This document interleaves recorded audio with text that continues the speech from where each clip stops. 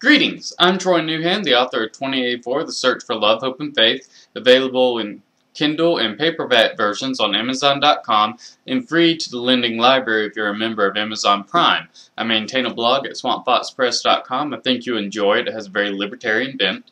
And today's message from Moses is going to be about the Olympics and Harry Reid's comments about Romney and taxes. Okay, as you probably have heard, Gabby Douglas has won the gold in the women's all-around for America. Go America. But I don't know about you guys, it strikes me as funny anytime I hear these Olympic athletes go on and on about how hard they train and how they are stronger, faster, or more dedicated than anyone else. There are plenty of dedicated athletes out there. Let me tell you something. Gabby Douglas did not make the Olympics. Someone else did that for her. She didn't make the venues. Someone else did that for her. She didn't get herself to practice.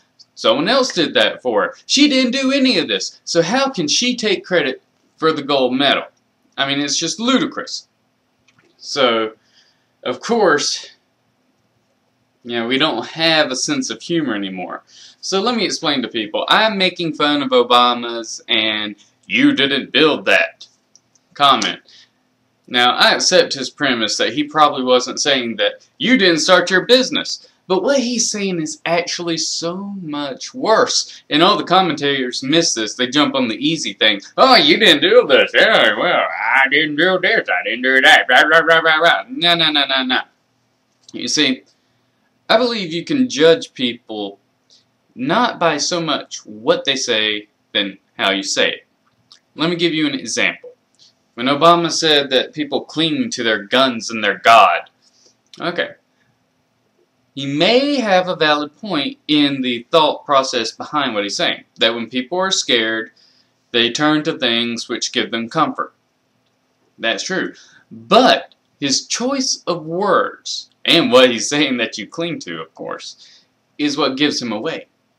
You see, children cling to something. Someone who is clinging to someone is doing so irrationally and needs to be saved from themselves, basically. And no Christian would ever say of someone, they cling to God.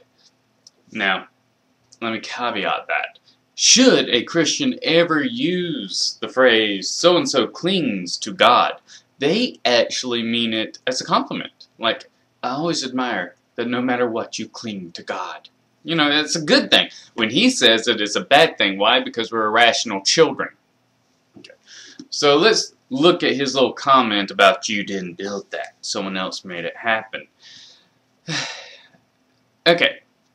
You see, he has a valid point in that we didn't make the banking system, we didn't make the roads, we didn't make the schools we went to.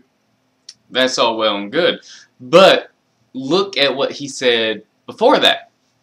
You know, you succeeded because you were smarter or more clever or stronger or blah, blah, blah, blah, blah, on and on and on. Yeah, that is why they succeeded and other people fail. You know, quite honestly, if you're going to succeed in business and actually grow your business, you got to be pretty savvy. You might not be the sharpest knife in the drawer. You might not be able to solve a calculus problem like Obama maybe can. But, you know, you got sense to get out of a wet paper bag, as it were. You know, this is why Obama can't do jack crap when it comes to starting a business, is he doesn't have that common sense.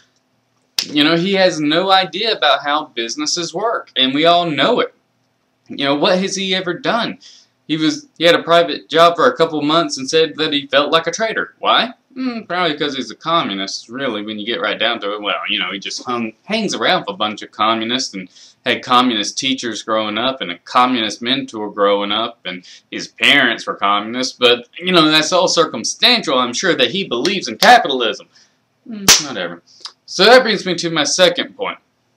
Alright, let's talk about Harry Reid. Alright, Harry Reid. I have credible evidence from a credible source. Romney didn't pay his taxes.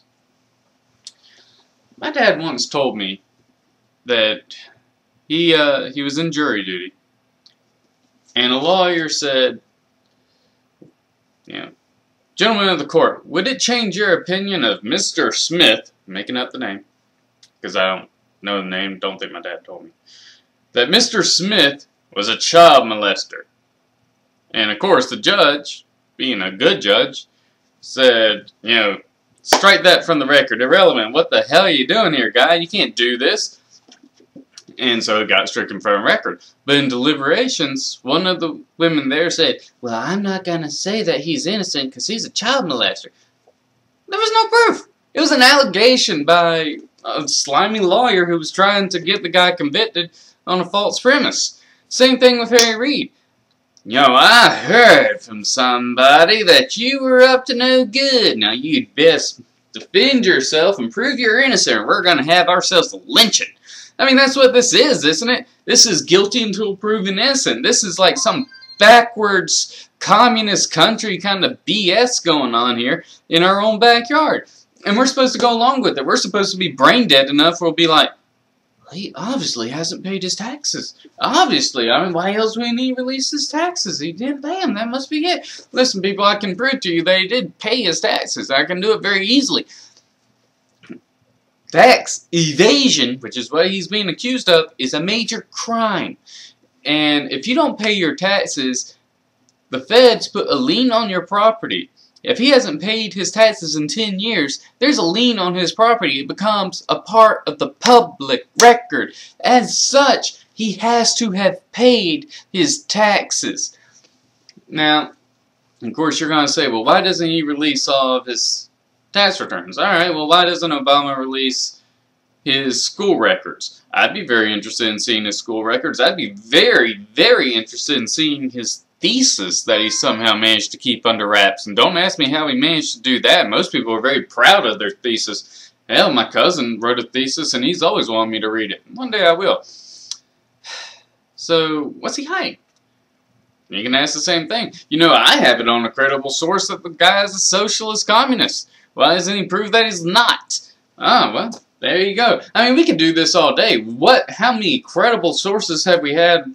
Credible sources, unknown credible sources have we had about Obama, about what religion he is, where he was born, what he studied in school, who his friends were, who wrote his book, da da da da da da da da da. It goes on and on and on. Doesn't it? And when are we going to say enough of this? Okay. The fact of the matter is, the reason they're doing all this is they got nothing. What can they come out with? You know, let's look at the ads that Obama's running. I mean, Romney's running some pretty good ads. It's basically unemployment, everything going down. How do you like being unemployed? God, pretty dang effective. So, what's Obama's ads? Today is a scary time to be a woman. Really? In what way? Yeah.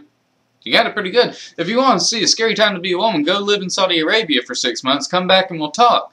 I mean, quite honestly, if you're so stupid that you fall for this ad, like you were feeling honky-dory, then you saw this ad, oh my God, I should be afraid. This is a dangerous time to be a woman.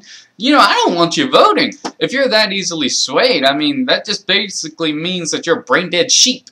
I mean, are you afraid or aren't you afraid? If you are afraid, you sure don't need an ad to tell you you're afraid. And if you're not afraid and an ad makes you afraid, dear God, you're gullible. Okay, second ad. Obama's, I'm donating $5,000 to myself. I did clear this with my wife. Go a pair, dude. It's your own campaign. Shouldn't you put more than $5,000? I mean, you should pretty much be heavily invested, especially considering how much you quote-unquote believe in your message and think that you're the savior of the country and that everything's going to be torn apart. I mean, you should be leveraging everything you can, right? Nah, $5,000. That sounds pretty dang weak, honestly. And who is this supposed to get? I mean, what? Do you think people just aren't giving you money because they don't know how to work a computer? Is this it? You think the whole computer thing has got them fooled? I mean, it ranks right up there with the, would you like to wish Obama a happy birthday inside his card and maybe send him a birthday present because we're going to need the money? Or, you know, you're getting married. Instead of getting a toaster, which you really don't need, why don't you have your friends donate to Obama's campaign? You know what? If I have a friend and they tell me to donate to anyone's campaign instead of giving them a gift, I'm going to backhand them. I mean, come on, people. Are you this crazy now? I mean, is this so much of a cult of personality? This is what we're into? It's crazy. Of course, the best one is MoveOn.org's I'm Romney's Horse campaign. And you know what? Let's get off the horses. Let's get off everything. Because I don't care who you are wasting money. No matter what you do. You like to travel? Waste of money, according to me. I like playing video games. Waste of money, according to this guy over here. This guy likes collecting Fabergé eggs. Total waste of money. This guy wants to have a sports car instead of a sedan. That's a waste of money. I mean, come on, let's be honest. Everything you do that's not feeding you at the very minimum and housing you at the very minimum could be conceived as a waste of money by everyone else because we all have different priorities. The fact of the matter is Romney earned that money. If he wants to spend it on horses, he can. If Charlie Sheen wants to go out and hire the best looking hookers and strippers, he can. Well, in Las Vegas anyway, hookers. Strippers pretty much everywhere. You can get hookers wherever, but hookers got to go to Las Vegas for. Because it's his money and no one has the right to tell anyone what to do with their money. Why? Because we live in a free capitalist society. We can do what we want. We can make our own choices right up until Obamacare because now we don't have that right. It's our money. Do we want to spend it on healthcare? Maybe you do. Maybe you don't. Hey, I'm 18. I'm healthy as a horse. Maybe I want to just keep my stupid money and blow it on video games or strippers. But no, now I have to buy healthcare. Now I can't afford to go to a strip club. You see how this works, 18-year-olds? Get a clue. I mean, come on. I hated seeing college kids being for Obama because of the healthcare law. I mean, that's just crazy. Yes, force us to buy a very expensive product that we don't need. Obama! You people are crazy. Oh, God. Oh, okay. Alright, enough fun, guys. Okay. Let's go ahead and wrap it up here. Again, I am the author of 2084. It's a great book. It's got great social commentary in it. It's a really quick read despite its size. Anyway, if you want to see where you're headed, 2084. It's a great book. Read it, totally. Also, War Journal, my story of revenge and self-loathing. Because, I'm so serious and dark over here, aren't I? Again, check out swampfoxpress.com. That's swampfoxpress.com. If you want to argue with me, go right ahead. I'll argue right back. You'll be swampfoxed, I promise you. And again, long live the Constitution, and signing off.